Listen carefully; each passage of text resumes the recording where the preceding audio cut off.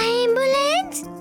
ಅಯ್ಯೋ, ಅದು ಆಂಬ್ಯುಲೆನ್ಸ್ ಅಲ್ಲ, ಆಂಬ್ಯುಲೆನ್ಸ್. ಆಂಬ್ಯುಲೆನ್ಸ್. ಒಂದ್ ವೇಳೆ ನೀವು ಕೂಡ ವಿಲ್ಲಿ ಹಾಗೆ ಕರೆಕ್ಟ್ ಆಗಿ ಪ್ರೊನೌನ್ಸ್ ಮಾಡೋದನ್ನ ಕಲಿಬೇಕು ಅಂತಿದ್ರೆ ಕೂಡಲೇ ಡೌನ್ಲೋಡ್ ಮಾಡಿ KooKoo TV kids app. Every day ಕುಚ್ ನಯಾ ಸೀಖೋ. ಕೂಕು ಟಿವಿ.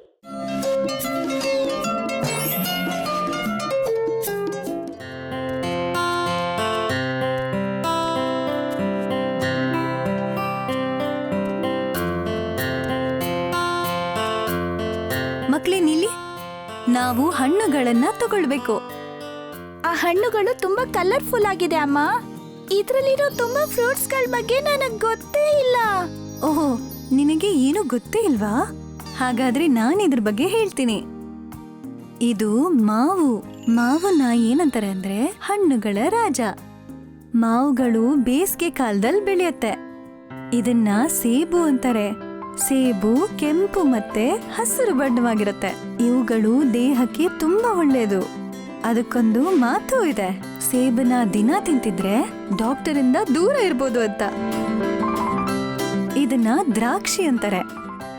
ಇದು ಹಸಿರು ಬಣ್ಣ ಮತ್ತೆ ಕಪ್ಪು ಬಣ್ಣದಲ್ಲಿರುತ್ತೆ.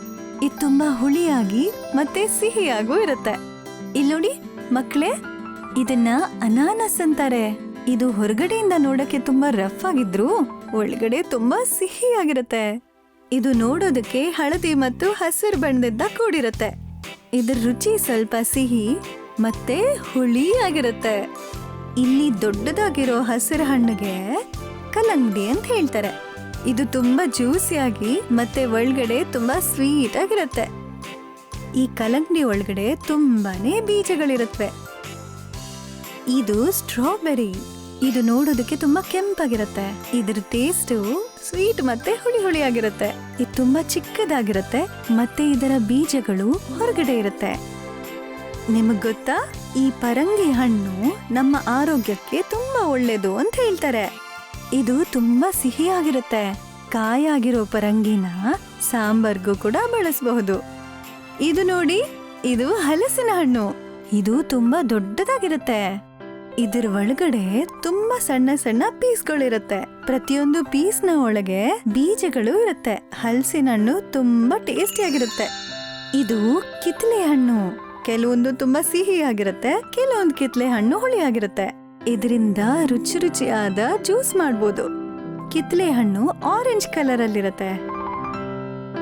ಇಲ್ಲಿ ನೋಡಿ, ಇದು ಮೂಸಂಬಿ. ಇದು ತುಂಬಾ ಸಿಹಿಯಾಗಿರುತ್ತೆ ಮತ್ತೆ ಇದರಿಂದ ಟೇಸ್ಟಿಯಾಗಿರೋ ಜ್ಯೂಸ್ ಮಾಡ್ಬೋದು. ಬೇಸಿಗೆ ಕಾಲದಲ್ಲಿ ಇದನ್ನ ಹಾಗೇನು ತಿನ್ಬೋದು, ಜೊತೆಗೆ ಜ್ಯೂಸ್ ಕೂಡ ಮಾಡ್ಕೊಂಡು ಕುಡಿಬಹುದು. ಇಲ್ಲಿದೆ ನೋಡಿ ಬಾಳೆಹಣ್ಣು. ಇದು ಗೊಂಚಲದಲ್ಲಿ ಬೆಳೆಯುತ್ತೆ. ಇದರಲ್ಲಿ ಹಸಿರು, ಹಳದಿ ಮತ್ತೆ ಕೆಂಪು ಬಾಳೆಹಣ್ಣುಗಳು ಇರುತ್ತೆ.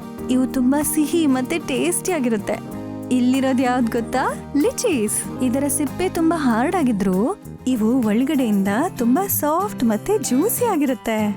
ಇದರ ಬೀಜಗಳು ತುಂಬಾ ದೊಡ್ಡದಾಗಿರುತ್ತೆ. ನಿಮ್ಗೆ ಈ ಲಿಚಿ ಫ್ರೂಟ್ ತುಂಬಾ ಇಷ್ಟ ಆಗುತ್ತೆ.